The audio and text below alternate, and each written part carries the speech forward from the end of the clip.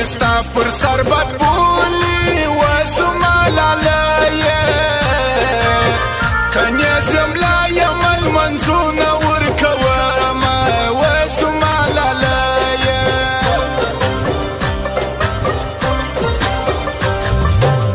قسم یې ستا یاري ته وکړي و بې وفا یاره ته بې وفا یې بیا دې خواله نه درځمه و بې وفا یاره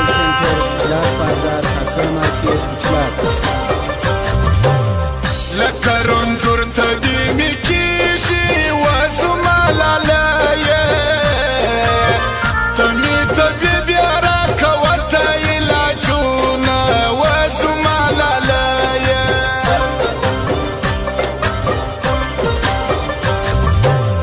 ستا اسرائیلي سترګې پوکه و ظالم جانانه زما فلسطین زړګی ناکي راځئ روینه و بې وفا یاره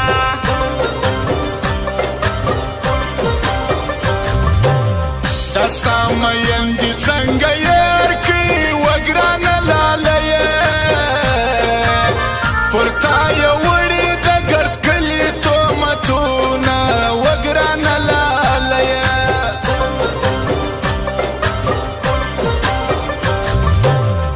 غم دې ایستل منځ راڅه یېر کړي و ښایسته جانانه زه په ولاړه عطایا ته ووایمه و ښایسته جانانه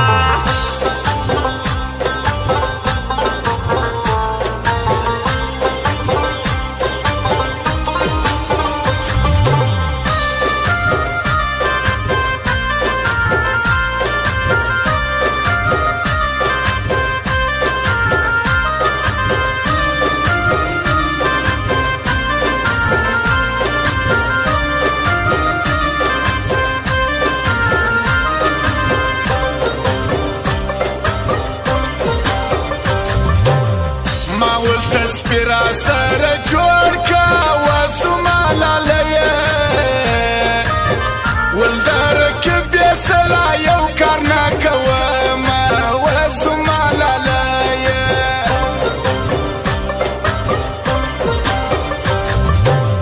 پر زکندن مې ازیر نسې و زما جانانه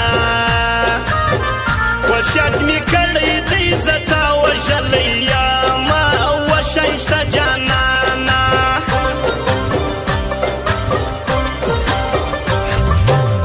په ګرده ښار کې مې دوست نسته څه وکړمه خدایه اوس به د زړه حالونه چاته ووایمه څه وکړمه خدایه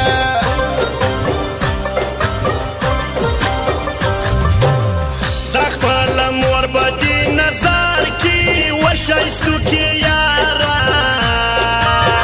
ډېر ښایسته یې په ځان وکته ویسونه و ښایستو کې یاره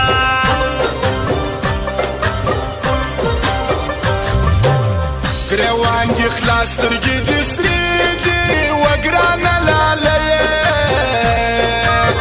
د بدماشۍ عادت کوې قربان دې سمه و زما لالیه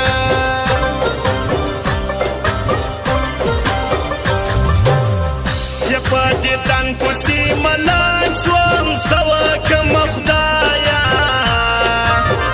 اوس یې په کلي کې خیرونه ټولومه څه وکړمه خدایه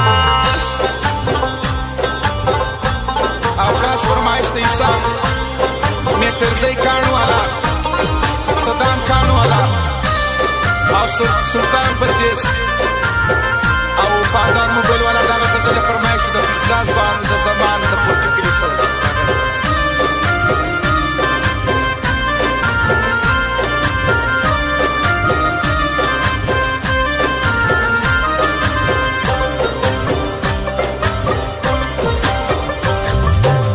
ګران په ټیک ټاکي مخته تللې ګران دی پر ما ګران دی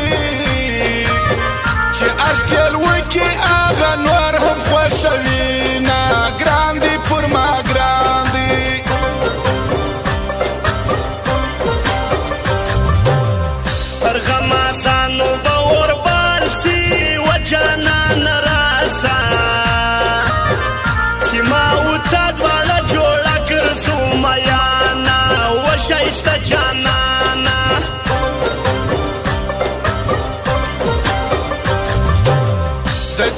سار وهلی ته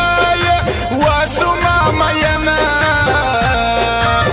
وارث مینا چې هر څوک زیروینا واسما مینا